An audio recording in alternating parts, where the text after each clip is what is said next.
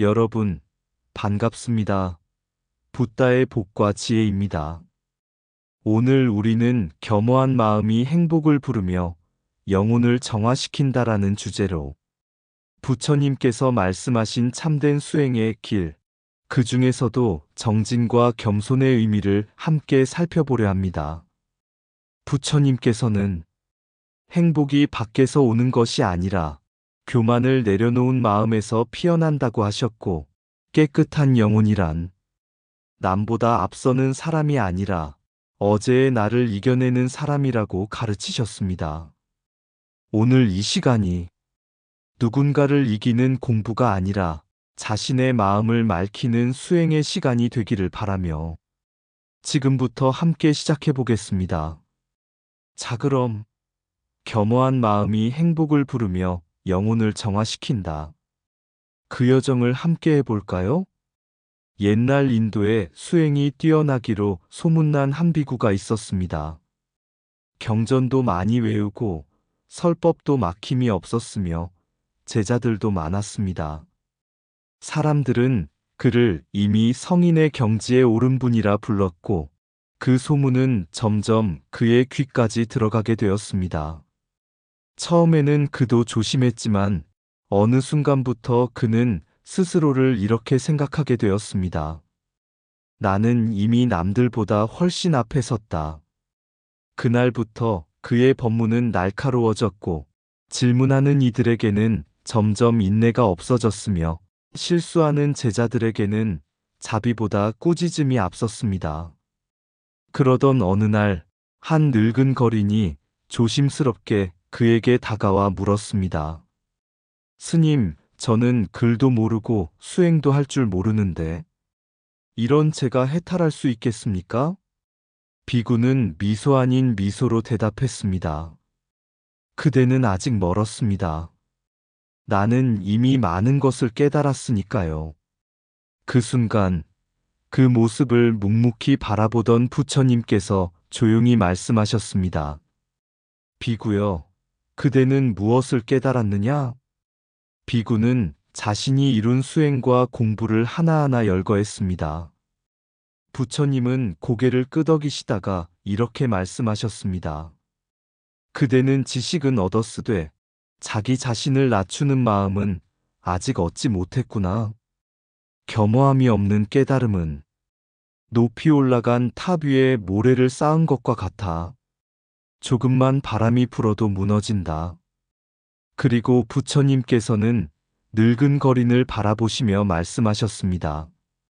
이 사람은 비록 글은 모르지만 오늘 하루도 남에게 해를 끼치지 않겠다는 마음 하나로 이미 맑은 길 위에 서 있다. 그날 이후 그 비구는 자신이 얼마나 교만했는지 깨닫고 사람들 앞에 설 때마다 먼저 고개를 숙이기 시작했습니다. 제자에게도 거린에게도 어린아이에게도 말입니다.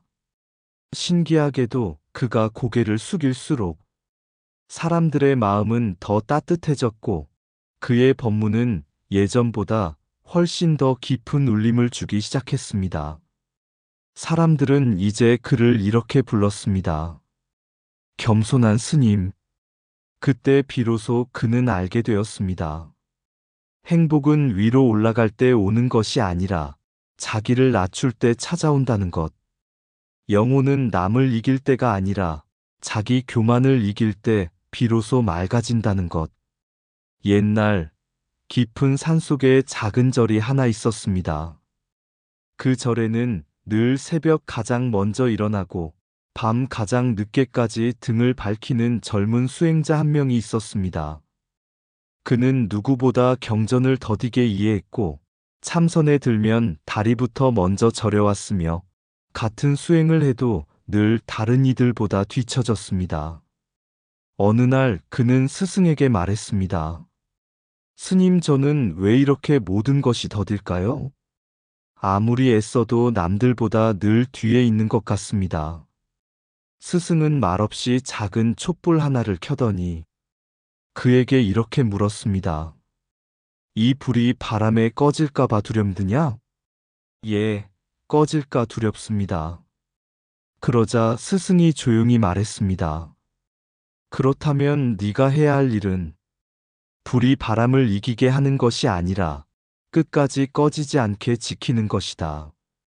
그날 이후 그 수행자는 남보다 앞서야겠다는 생각을 버리고 오늘의 나를 끝까지 지키자는 마음으로 수행했습니다.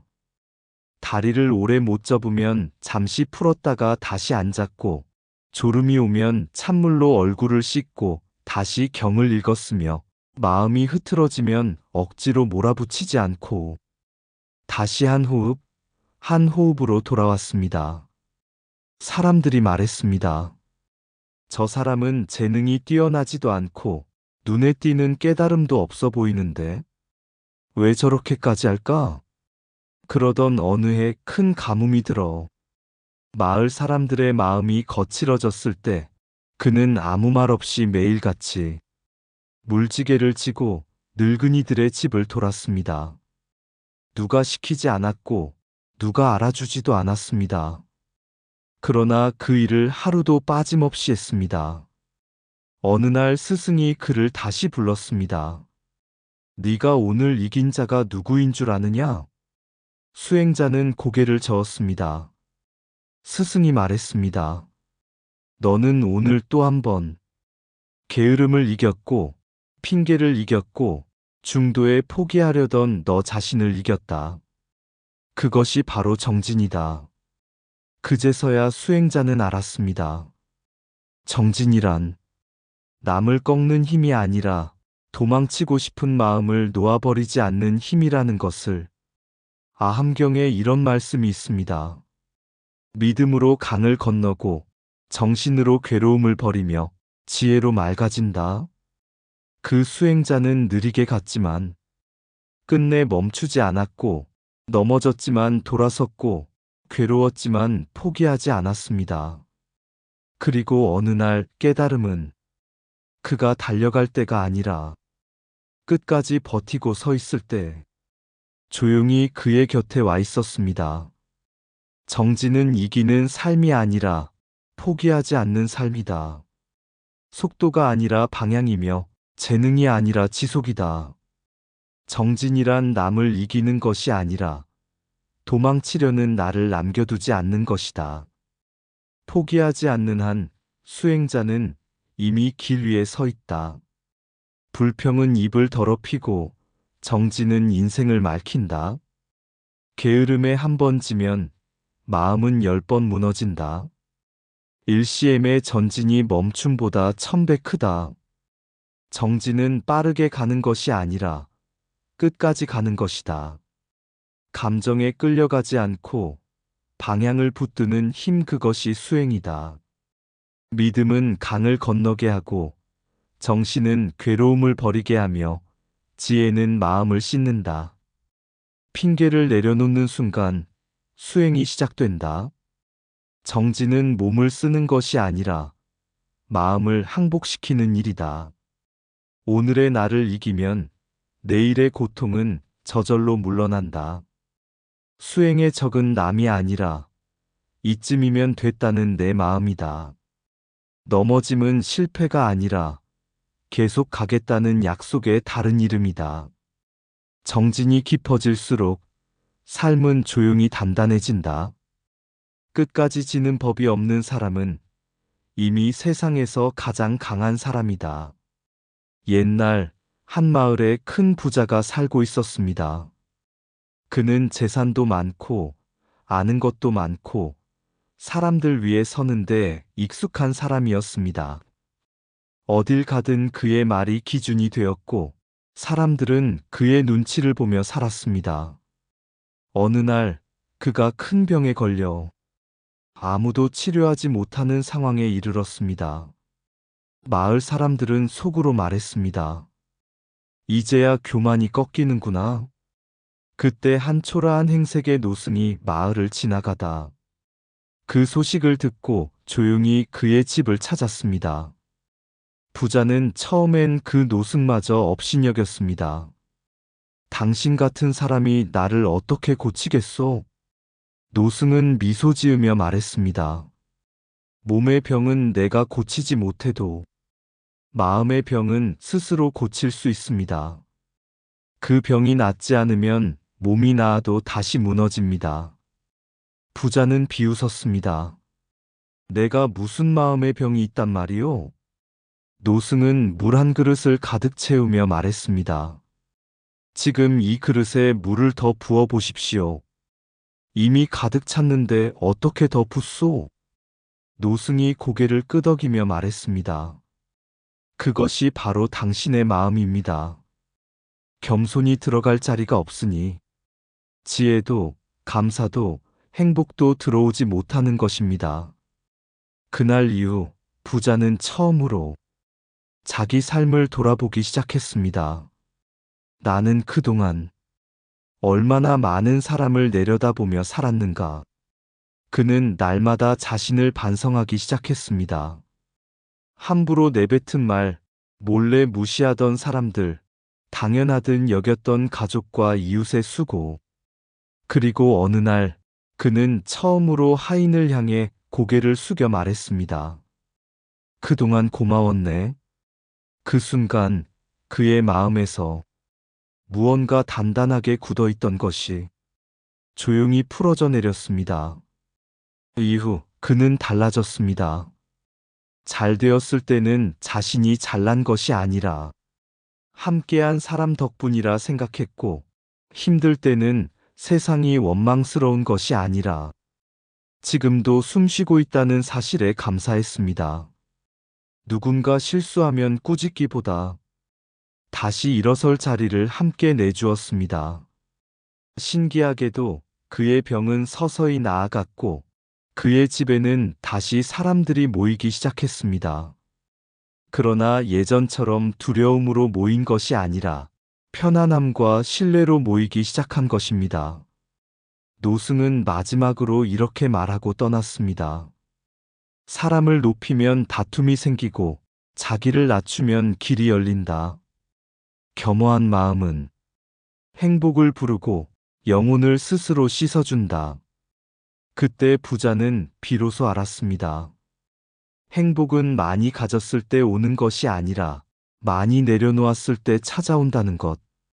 그리고 영혼은 성공으로 맑아지는 것이 아니라 겸손으로 맑아진다는 것을 말입니다. 겸손은 사람을 살리고 반성은 인생을 맑히며 감사는 지옥 같은 현실에서도 꽃이 피게 만든다. 교만은 마음을 닫고 겸허는 인생을 연다. 자기를 높이는 순간 길은 막히고 자기를 낮추는 순간 길은 열린다. 반성 없는 하루는 어두운 하루요. 반성 있는 하루는 이미 수행이다. 살아있음에 감사하는 사람에겐 불행도 머물 자리가 없다. 행복은 많이 가진 손에 있지 않고 많이 비운 마음에 있다. 남을 이기는 힘은 잠시이고 자신을 낮추는 힘은 평생이다. 선행은 소리 없이 쌓이고 복은 소문 없이 찾아온다. 후회에 머무르면 과거의 죄수요. 반성하면 내일의 수행자다. 감사는 가난한 삶도 부유하게 만들고 부유한 삶도 타락시키지 않는다. 겸허한 사람은 고개가 숙어져서가 아니라 시야가 넓어서 조용하다. 남을 탓하는 마음이 줄어들수록 내 삶의 평안은 커진다. 선은 계산하지 않아도 길이 되고 악은 계산해도 반드시 막힌다. 영혼이 맑아지는 길은 성공이 아니라 내려놓음이다. 겸손은 가장 낮은 자리에서 가장 높은 자유를 누리게 한다.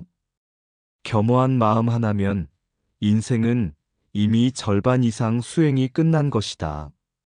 옛날 수행이 깊기로 이름난 한 승려가 있었습니다.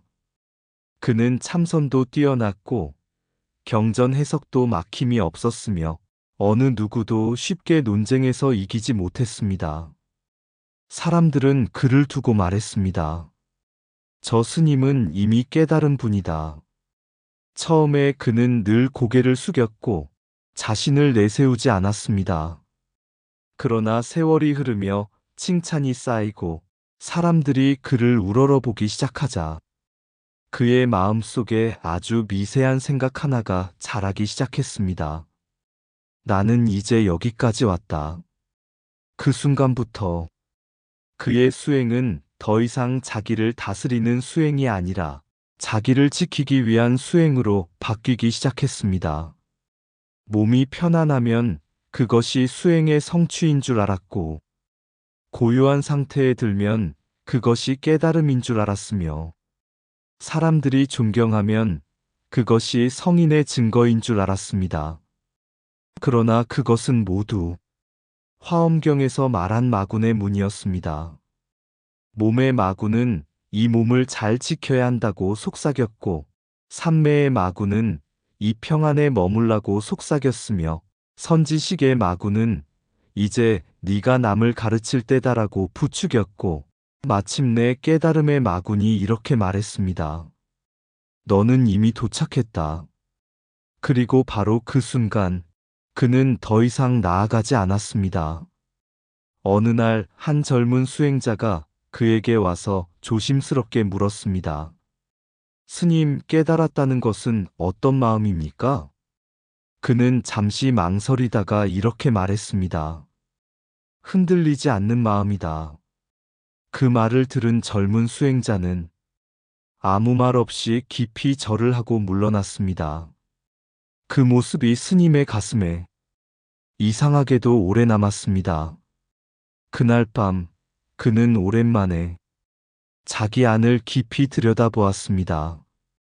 그때 그는 보았습니다. 흔들리지 않는 것이 아니라 흔들릴까봐 두려워 움켜쥔 자기 마음을, 내려놓은 것이 아니라 나는 이만하면 됐다는 생각을 단단히 붙잡고 있는 자기 집착을. 그 순간 그는 비로소 깨달았습니다. 나는 돌을 오른 것이 아니라 도 위에 앉아 쉬고 있었구나. 그날 이후 그는 다시 초행자처럼 수행을 시작했습니다. 존경받는 말은 스스로 끊었고, 설법자리는 일부러 피했고, 다시 허드렛 일을 맡았습니다.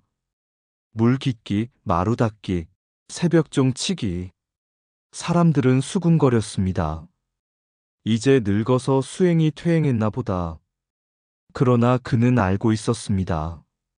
지금 자신이 지키고 있는 것은 명성도 지위도 깨달음도 아니라 무너질 수 있는 자기 마음이라는 것을. 훗날 한 제자가 물었습니다. 스님, 가장 무서운 마구는 무엇입니까? 스님은 오래 생각하다가 이렇게 말했습니다. 나는 괜찮다고 생각하는 마음이다. 그 마음 하나가 몸도 번뇌도 업도 삼매도 선지식도 깨달음도 모두 마군으로 바꾸어 버린다. 그리고 조용히 덧붙였습니다. 수행은 올라가는 것이 아니라 끝까지 무너지지 않도록 지키는 일이다. 유종의 미란 성공이 아니라 교만하지 않고 끝나는 것이다. 수행은 높아지는 과정이 아니라 높아지려는 마음을 끝까지 붙들지 않는 싸움이다. 무너질 마음을 지킨 사람만이 끝내 무너지지 않는다. 수행의 가장 큰 적은 밖의 장애가 아니라 나는 괜찮다는 자기 확신이다. 깨달음에 집착하는 순간 그것은 더 이상 깨달음이 아니다. 높이 오른 사람보다 끝까지 교만하지 않은 사람이 진짜 수행자다. 마구는 밖에서 오지 않는다. 늘 내 마음이라는 문으로 들어온다. 몸을 지키다 도를 잃고 삼매를 붙들다 자유를 잃는다. 자기가 최고라고 여기는 순간 이미 가장 위험한 자리에 서 있는 것이다. 수행은 올라가는 길이 아니라 무너질 마음을 붙들지 않는 길이다. 명성은 수행자를 높이지 않고 집착만 키운다. 선지식에 취하면 배우는 길이 끊어지고 깨달음에 취하면 물러설 길이 사라진다. 유종의 미란 성공이 아니라 끝까지 교만하지 않는 것이다. 처음처럼 낮은 마음으로 끝낼 수 있다면 그 삶은 이미 성취다. 번뇌는 버리기 쉽고 교만은 버리기 가장 어렵다. 나는 다 안다는 생각 하나가 10년 수행을 하루아침에 무너뜨린다. 수행의 완성은 도착이 아니라 끝까지 방일하지 않는 마음이다. 무너지지 않은 사람은 강해서가 아니라 끝까지 자신을 낮추었기 때문에 무너지지 않는다. 옛날 한 수행자가 평생을 산속에서 정진하며 살았습니다. 젊은 날에는 수행이 뜨거웠고 중년에는 이름이 널리 퍼졌으며 노년에 이르러서는 사람들로부터 이미 성인의 반열에 오른 분이라 불렸습니다. 어느 날 그의 나이가 깊이 들었을 때 한 젊은 스님이 찾아와 물었습니다. 스님, 이제 이 생의 수행은 다 마치신 것 아닙니까? 그 노스님은 잠시 하늘을 바라보다가 이렇게 말했습니다. 나는 아직도 매일 새로 시작한다. 젊은 스님은 이해하지 못했습니다. 스님께서는 이미 많은 제자를 두셨고 경전도 꿰뚫으셨고 사람들이 다 존경하는데 무엇을 더 시작하신다는 것입니까? 그때 노스님은 뜰에 떨어진 작은 나뭇잎 하나를 집어들고 조용히 말했습니다. 이 잎은 어제 떨어졌어도 오늘 밟히면 오늘의 잎이 된다. 수행도 그와 같다. 어제의 깨달음이 오늘의 교만이 되면 그 순간 그것은 마군이 된다. 그리고는 이렇게 덧붙였습니다. 나는 오늘도 나는 아직 모른다는 마음으로 다시 절을 시작한다. 그날 밤 노스님은 평소처럼 마지막 예불을 마치고 홀로 불전 앞에 앉아 있었습니다. 제자들은 이미 다 물러가고 등불 하나만이 조용히 깜빡이고 있었습니다. 그는 마지막으로 천천히 합장을 하고 이렇게 기도했습니다. 오늘 하루도 내가 나를 높이지 않게 하소서. 조금 알았다고 마음이 늙지 않게 하소서. 끝까지, 끝까지 초심으로 남게 하소서. 그 다음 날 이른 새벽 그는 조용히 열반에 들었습니다. 사람들은 그의 방을 정리하다가 작은 종이 한 장을 발견했습니다. 거기에는 단 한 줄의 글만 남아 있었습니다. 나는 아직도 배우는 중이다. 그 문장을 본 제자들은 그제야 비로소 깨달았습니다. 이 스님이 평생 지켜온 것은 깨달음이 아니라 깨달음에 집착하지 않는 마음이었고 높이 오른 경지가 아니라 끝까지 낮아지는 마음이었다는 것을 수행은 올라가는 것이 아니라 무너질 마음을 끝까지 지키는 싸움이다. 유종의 미란 성공이 아니라 끝까지 교만하지 않는 것이다. 그리고 그 길의 마지막에는 늘 나는 아직 배우는 중이다라는 겸허한 한마음만이 남는다. 껍데기와 씨앗, 나라가 무너지는 것은 성벽이 아니라 사람의 마음이 먼저 무너질 때다. 이름은 남아있어도 정신이 떠나면 그 나라는 껍데기가 된다. 깃발은 펄럭이 돼. 그 안에 깃든 숨결이 없을 때 부처는 조용히 묻는다. 너는 지금 무엇으로 살아가고 있느냐? 불교는 종교가 아니었다. 두려움 앞에서 흔들리지 않는 한 사람의 중심이었고 욕망 앞에서 물러설 줄 아는 한 민족의 숨결이었다. 탑은 돌로 쌓았으나 그 탑을 지탱한 것은 돌보다 단단한 부끄러움을 아는 마음이었다. 나라를 지키는 것은 군대가 아니라 탐욕을 부끄러워할 줄 아는 사람 하나, 분노를 내려놓을 줄 아는 마음 하나, 남의 고통을 내 일처럼 아는 그 연약하고도 단단한 자각이었다. 정체성은 피해 있지 않고 깃발에도 있지 않다. 오늘 내가 거짓을 이기고 분노를 멈추고 욕심을 한 걸음 물린 그 자리에서 정체성은 다시 태어난다. 부처는 나라를 세우지 않았다. 그러나 나라가 무너지지 않게 하는 마지막 기둥을 세웠다. 그 기둥의 이름은 권력도 돈도 아닌 깨어있음이었다. 불교를 잃는 날, 우리는 종교 하나를 잃는 것이 아니라 나라의 심장을 잃는 것이다. 그리고 불교를 다시 묻는 날, 우리는 비로소 나라를 다시 묻고 나를 다시 묻는 것이다. 껍데기가 아닌 씨앗으로, 이름이 아닌 순결로. 그렇게 다시 사람이 되었을 때 나라는 그날부터 다시 살아난다. 이상 붓다의 복과 지혜였습니다. 오늘도 복지 구족한 날 되세요.